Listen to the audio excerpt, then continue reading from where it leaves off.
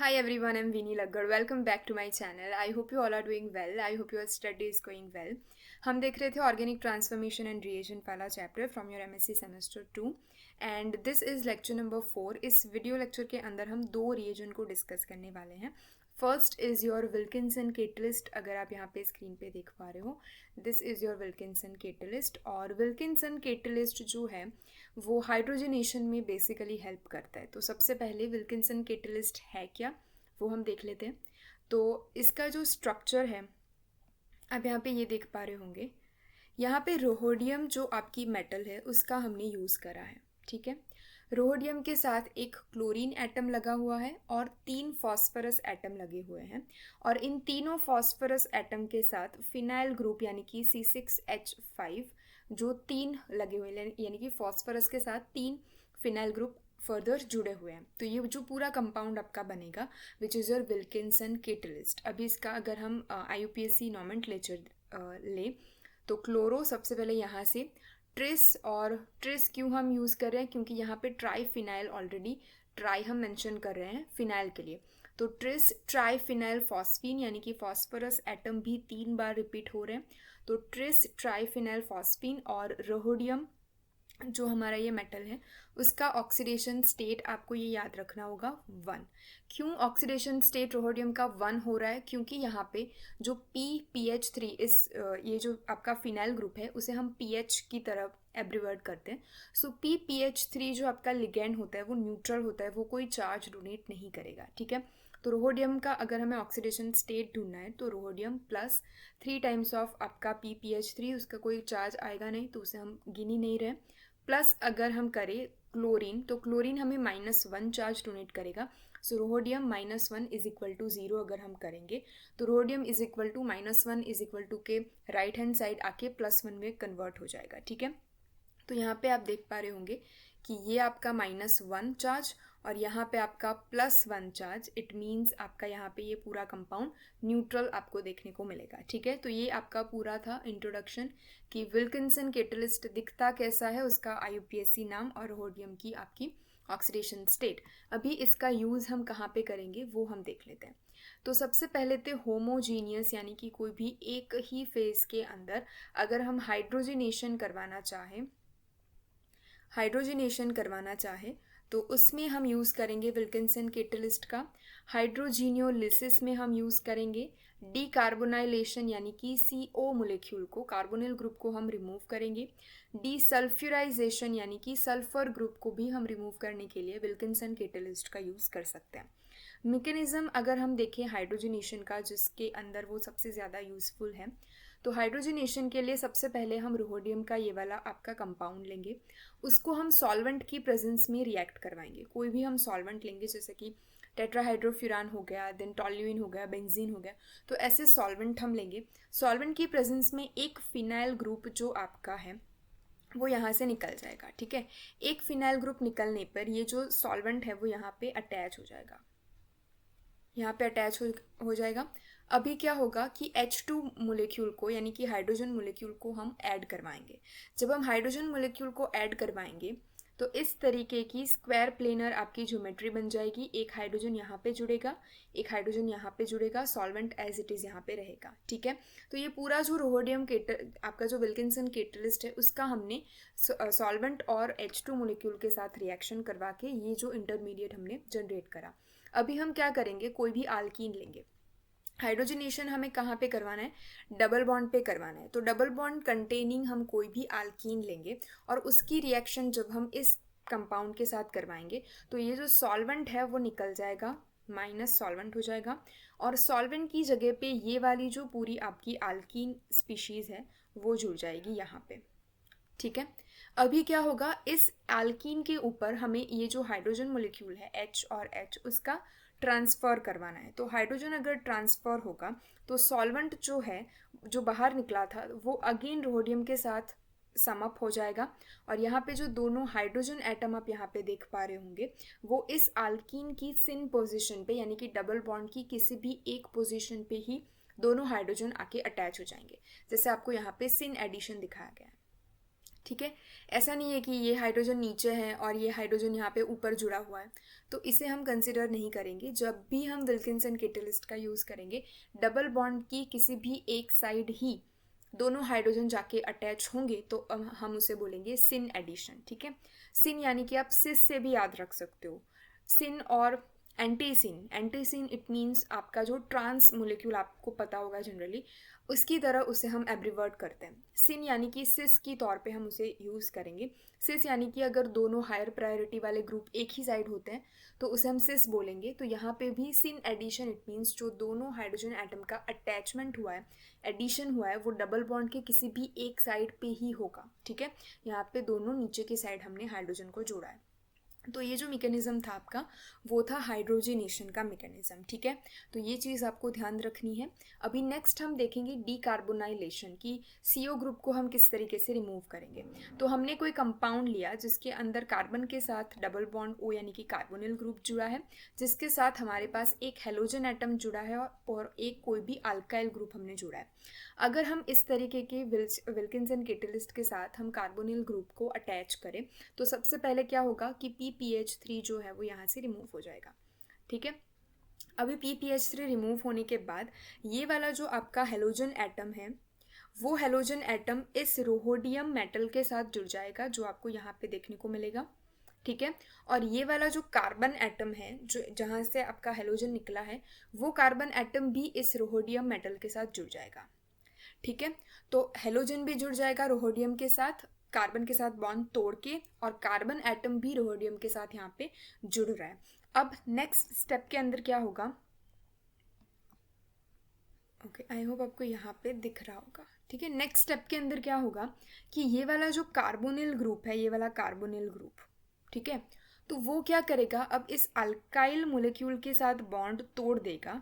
ये alkyl molecule रोहोडियम के साथ डायरेक्ट अटैच हो जाएगा और कार्बोनिल ग्रुप डायरेक्ट अटैच हो जाएगा।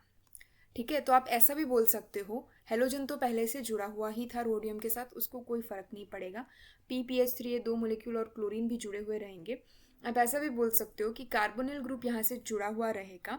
ये जो अल्काइल ग्रुप है आपका, ये वाला ग्रुप, वो कार्बन के साथ बॉन्ड तोड़ देगा और रोडियम के साथ जुड़ जाएगा। पहले स्टेप में क्या हुआ, PPH3 निकला, हेलोजन ने कार्बन के साथ बॉन्ड तोड़ा और वो रोडियम मेटल के साथ जुड़ गया। सेकेंड स्टेप में क्या कर रहा है कि अल्काइल ग्रुप अब कार्बोनिल ग्रुप के साथ बॉन्ड तोड़ देगा, यानी कि कार्बन के साथ बॉन्ड तोड़ देगा और डायरेक्टली अटैच हो जाएगा आपका रोहोडियम के साथ। ठीक है।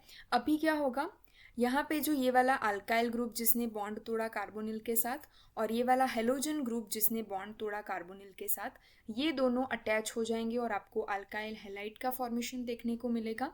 यहाँ पे कार्बोनिल, क्लोरीन, ये दोनों PPH3 ग्रुप जो है वो एज इट इज़ आपको यहाँ पे देखने को मिलेंगे। तो यहाँ से हमारा, अगर आप इस कंपाउंड को देखें, स्टार्टिंग मटेरियल जो हमारा था उसके अंदर एक आपका कार्बोनिल ग्रुप यहाँ पे अटैच था, और एंड अगर प्रोडक्ट को अगर हम देखें, एंड प्रोडक्ट को, तो सिर्फ अल्काइल और हैलाइड बच गया है। इसके बीच में जो आपका कार्बोनिल ग्रुप था वो अब यहाँ पे नहीं रहा है। ठीक है। तो ये चीज़ आपको ध्यान रखनी है कि आपको कोई भी कार्बोनिल कंपाउंड ला के दे दे, उस कार्बन के साथ डबल बॉन्ड O के अलावा जो भी दो आपकी वैलेंसी होगी, उन दोनों वैलेंसी को आपको जोड़ना है और कार्बोनिल ग्रुप को सिंपली अलग कर देना है। ठीक है। तो ये आपको डिकार्बोनाइलेशन में करना है। डीसल्फ्यूराइजेशन में क्या करेंगे, हम SO2 मोलेक्यूल को यहाँ से रिमूव कर देंगे। ठीक है। तो SO2 यहाँ पे अलग हो गया और AgBr आपको यहाँ पे देखने को मिल गया। सल्फर के साथ जो एरोमेटिक रिंग जुड़ी हुई थी वो, और यहाँ पे ब्रोमीन एटम जुड़ा हुआ था, वो आपको अलग से मिल जाएगा। तो ये आपका हुआ सल्फ्यूराइजेशन। सेम इसका मैकेनिज्म हम डीकार्बोनाइलेशन से उठाएंगे। ठीक है। तो ये इतनी चीज़ें थी आपकी विल्किंसन कैटलिस्ट के अंदर। तो हम करेंगे हाइड्रोजिनेशन इसके अंदर, दोनों हाइड्रोजन हम सिन पोजीशन पे लगाएंगे। कार्बोनाइलेशन में कार्बोनिल अलग कर देंगे और बाकी बची दो स्पीशीज़ को जोड़ देंगे। सल्फ्यूराइजेशन, डीसल्फ्यूराइजेशन में हम सल्फर SO2 मोलिक्यूल को अलग कर लेंगे और दो स्पीशीज़ को जोड़ देंगे। इतनी चीज़ें हमें करनी है विल्किंसन कैटलिस्ट के अंदर। ठीक है। देखिए, I am not going to share whole the, मतलब कि जो थियोरी वाइज जो चीज़ें लिख के हमें बुक में दी गई है वो सारा कंटेक्स्ट में यहाँ पे आपको नहीं बता रही हूँ। विल्किंसन कैटलिस्ट उस पूरी थियोरी में से आप जो भी बुक यूज़ कर रहे हो उसमें से विल्किंसन कैटलिस्ट का यूज़ क्या है, हमें क्या एग्ज़ाम में लिखना है और कौन कौन से पॉइंट हमें मेंशन करने हैं, वो सारी चीज़ें मैं आपको समअप करके बता रही हूँ, ताकि आप इस कैटलिस्ट का यूज़ एप्लीकेशन अगर समझ जाओ तो आप अपने वर्ड में थियोरी को लिख सकते हो। ठीक है, एज इट इज़ आपके बुक में जो थियोरी है वो उठा के यहाँ पे मैं आपको प्रेजेंट कर दूँ और वो लाइन बाय लाइन में पढ़ने लगूँ, तो फिर आप बुक में से पढ़ो या फिर वीडियो देखो, उसका कोई मतलब रह नहीं जाएगा। ठीक है, सो मेरा काम ये है कि आपको इन्फॉर्मेशन देना अबाउट विल्किंसन कैटलिस्ट, क्या यूज़ है उसका, मैकेनिज्म जहाँ पे रिक्वायर होगा वहाँ पे हम उस चीज़ को देख रहे होंगे। So please do not confuse कि सिर्फ इतनी चीज़ें हम एग्ज़ाम में लिखेंगे तो मार्क्स कैसे आएंगे।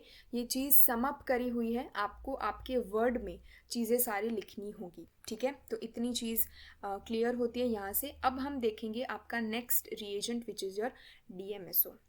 DMSO का जो फुल फॉर्म होता है वो होता है di methyl sulphoxide, di methyl sulphoxide. ठीक है, ये आपका यहाँ पे कंपाउंड ड्रॉ करके दिया है, एक मिथाइल ग्रुप, दूसरा मिथाइल ग्रुप और ये वाला सल्फोक्साइड ग्रुप। ठीक है, तो डाई मिथाइल सल्फोक्साइड आपको पता चला।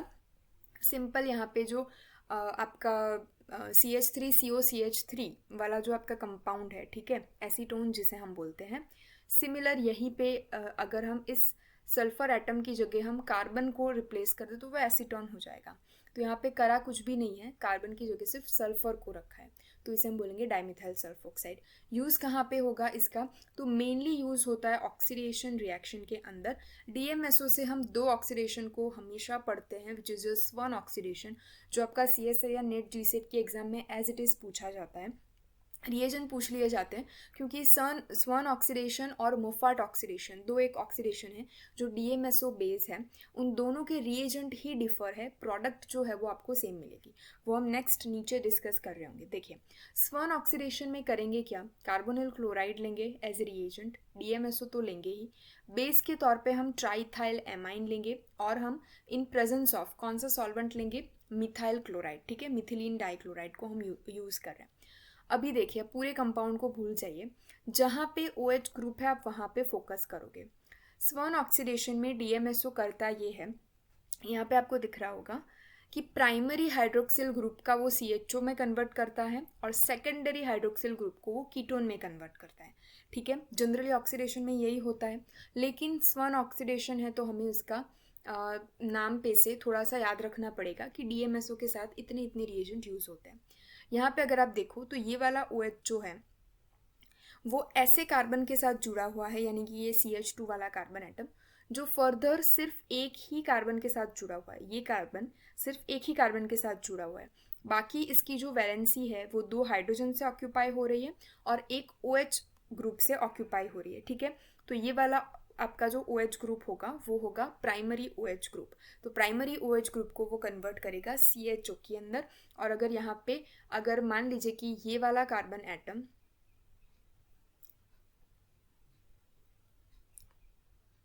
मान लीजिए कि इस वाले कार्बन एटम के ऊपर OH अगर जुड़ा हो, इस वाले कार्बन के ऊपर, ठीक है, तो ये वाला OH ऐसे कार्बन के साथ जुड़ा हुआ है जो अगेन तीन कार्बन के साथ जुड़ा है। देखिए ये जो CH है वो एक कार्बन यहाँ पे, एक कार्बन यहाँ पे और एक कार्बन यहाँ पे, तो टर्शरी हाइड्रोक्सिल ग्रुप का तो ऑक्सीडेशन होता ही नहीं है, तो हम इसे कंसिडर नहीं करेंगे, यानी कि रिएक्शन नहीं होगी। ठीक है, लेकिन अगर आपके पास कोई ऐसा कार्बन एटम है जो दो कार्बन एटम के साथ जुड़ा हुआ है, यहाँ पे एक हाइड्रोजन एटम आ जाएगा आपका, यहाँ पे आपका OH आ जाएगा और यहाँ पे कोई अल्काइल ग्रुप अगर हम ले लें कि जिसके अंदर कार्बन एटम से आपकी चेन शुरू हो रही है, तो अगर दो आपके कार्बन एटम के साथ ये वाला कार्बन एटम जुड़ा होगा जो हाइड्रोक्सिल ग्रुप के साथ जुड़ा हुआ है, तो उसे हम बोलेंगे सेकेंडरी हाइड्रोक्सिल ग्रुप, और सेकेंडरी हाइड्रोक्सिल ग्रुप को वो कन्वर्ट करता है कीटोन में। ठीक है, चलिए यहाँ पे अगर आप देखोगे तो ये वाला जो हाइड्रोक्सिल ग्रुप है वो ऐसे कार्बन के साथ जुड़ा हुआ है जो फर्दर सिर्फ एक ही कार्बन के साथ जुड़ेगा, तो इसे हम बोलेंगे प्राइमरी। यहाँ पे हमने टोसाइल क्लोराइड का यूज़ करा है ताकि ये जो हाइड्रोजन सबसे पहले निकलेगा और यहाँ पे O टोसाइल ग्रुप ऐड होगा, DCC की मदद से वो अगेन CH2OH में कन्वर्ट हो जाएगा और DMSO और NaHCO3 की प्रेजेंस में CH2OH का कन्वर्जन होगा CHO में, ठीक है। ये सारी जो स्पीशीज़ ऊपर आपको पहले स्टेप में करवाई होती है वो सिर्फ आपका नॉलेज टेस्ट करने के लिए करवाई जाती है, ताकि आपको पता चले कि DMSO का जो जनरली यूज़ होता है वो एंड प्रोडक्ट में प्राइमरी अल्कोहल को CHO में और सेकेंडरी अल्कोहल को कीटोन में कन्वर्ट करना है, ठीक है। तो इतनी चीज़ आपको ध्यान रखनी है। नेक्स्ट अगर हम देखें मोफाट ऑक्सीडेशन, हमने पहले देखा स्वर्ण ऑक्सीडेशन, अब हम देखेंगे मोफाट ऑक्सीडेशन। उसके अंदर जो रिएजेंट यूज़ होता है DMSO तो कॉमन है, DCC हम अब यूज़ करेंगे और हम यूज़ करेंगे पिरिडीनियम सॉल्ट को, ठीक है। पिरिडीनियम का क्वाटरनरी सॉल्ट जो है वो हम यूज़ करेंगे और DCC को हम यूज़ करेंगे। DCC इट मीन्स योर डाईसाइक्लोहेक्साइल कार्बोडिमाइड, जो आपको यहाँ पे मेंशन करके दिया है। ये डाईसाइक्लोहेक्साइल आपका ग्रुप डाईसाइक्लोहेक्साइल कार्बोडिमाइड यानी कि N double bond C double bond N वाला ग्रुप, ठीक है। अब क्या होगा मैकेनिज्म में, नाइट्रोजन के पास जो आपका लोन पेयर है उस लोन पेयर को अट्रैक्ट करता है ये वाला हाइड्रोजन, ठीक है। ये वाला हाइड्रोजन अपने इलेक्ट्रॉन इस नाइट्रोजन को दे देगा, यानी कि ये स्पीशीज़ न्यूट्रल हो जाएगी और हाइड्रोजन जुड़ जाएगा यहाँ पे इस नाइट्रोजन के पास, ताकि आपको यहाँ पे H और R दोनों यहाँ पे जुड़े हुए दिखेंगे। क्योंकि नाइट्रोजन की वैलेंसी 3 से बढ़ के 4 हो गई है, हम यहाँ पे पॉजिटिव चार्ज को इंट्रोड्यूस करेंगे, ठीक है। अब क्या होगा हमारे पास डाईमिथाइल सल्फोक्साइड जब हम लेंगे ये वाला कंपाउंड, ये आपकी 2 वैलेंसी जो है वो मिथाइल ग्रुप को शो करेगी। क्योंकि ऑक्सीजन की वैलेंस इलेक्ट्रोनेगेटिविटी ज़्यादा है तो वो O- चार्ज पजेस करेगा और S+ चार्ज पजेस करेगा, ठीक है। तो ऑक्सीजन के ऊपर जो नेगेटिव चार्ज है उसको अब हम ऐड कर देंगे इस कार्बन के साथ। क्यों कार्बन के साथ? क्योंकि ये वाले जो डबल बॉन्ड है कार्बन और नाइट्रोजन के बीच में, उसके इलेक्ट्रॉन नाइट्रोजन अपनी ओर अट्रैक्ट कर लेगा और न्यूट्रल बन जाएगा, क्योंकि नाइट्रोजन की इलेक्ट्रोनेगेटिविटी कार्बन से ज़्यादा है, ठीक है। तो कार्बन के ऊपर आएगा पॉजिटिव चार्ज, तो उस पॉजिटिव चार्ज के साथ यहाँ पे ऑक्सीजन जो है वो बॉन्ड बना लेगा, ठीक है। अभी नेक्स्ट स्टेप के अंदर आपका क्या होगा कि प्राइमरी जो अल्कोहल होगा उसके ऑक्सीजन के जो लोन पेयर होंगे वो अटैक करेगा इस सल्फर के साथ, ठीक है। यहाँ पे आप देख पा रहे होंगे कि आपका जो प्राइमरी अल्कोहल का ऑक्सीजन था उसने सल्फर के साथ यहाँ पे बॉन्ड बनाया हुआ है और ऑक्सीजन के जो इलेक्ट्रॉन है वो इस बॉन्ड में जाएंगे। कार्बन और नाइट्रोजन के बीच में जो डबल बॉन्ड था इसके इलेक्ट्रॉन नाइट्रोजन के पास आएंगे, तो नाइट्रोजन के ऊपर हुआ आपका नेगेटिव चार्ज। कार्बन और ऑक्सीजन के बीच में ऑक्सीजन ने क्योंकि अपने इलेक्ट्रॉन दे दिए तो वो डबल बॉन्ड कन्वर्ट हो जाएगा, यहाँ से बॉन्ड टूट जाएगा और आपका जो सल्फर के साथ प्राइमरी अल्कोहल का ऑक्सीजन था उसका बॉन्ड बन जाएगा, ठीक है। अभी क्या होगा इस वाली स्पीशीज़ के ऊपर हम ध्यान देंगे, ये वाली स्पीशीज़ आपको यहाँ पे देखने को मिलेगी, ठीक है। क्यों? क्योंकि यहाँ पे जो ऑक्सीजन था वो अपने इलेक्ट्रॉन ऑक्सीजन को देख के हाइड्रोजन था वो अपने इलेक्ट्रॉन ऑक्सीजन को देख के इस वाले नाइट्रोजन के ऊपर ऐड हो जाएगा, तो NH बन जाएगा यहाँ पे, यानी कि आपका पूरा कंप्लीट स्पीशीज़ हो जाएंगी और ये वाला कंपाउंड आपको बनेगा। अभी इस कंपाउंड को अगर हम बेस की प्रेजेंस में रिएक्ट करवाए तो यहाँ पे जो आपका मिथाइल ग्रुप है CH3 उसमें से एक हाइड्रोजन एटम एब्स्ट्रैक्ट हो जाएगा और आपको CH2 का फॉर्मेशन देखने को मिलेगा, ठीक है। अभी CH2- को न्यूट्रल करने के लिए यहाँ पे RCH2OH वाली जो स्पीशीज़ थी प्राइमरी अल्कोहल उसके पास इस कार्बन एटम के पास 2 हाइड्रोजन एटम है, तो एक हाइड्रोजन एटम इसके पास चला जाएगा और यहाँ पे नेगेटिव चार्ज जनरेट होगा।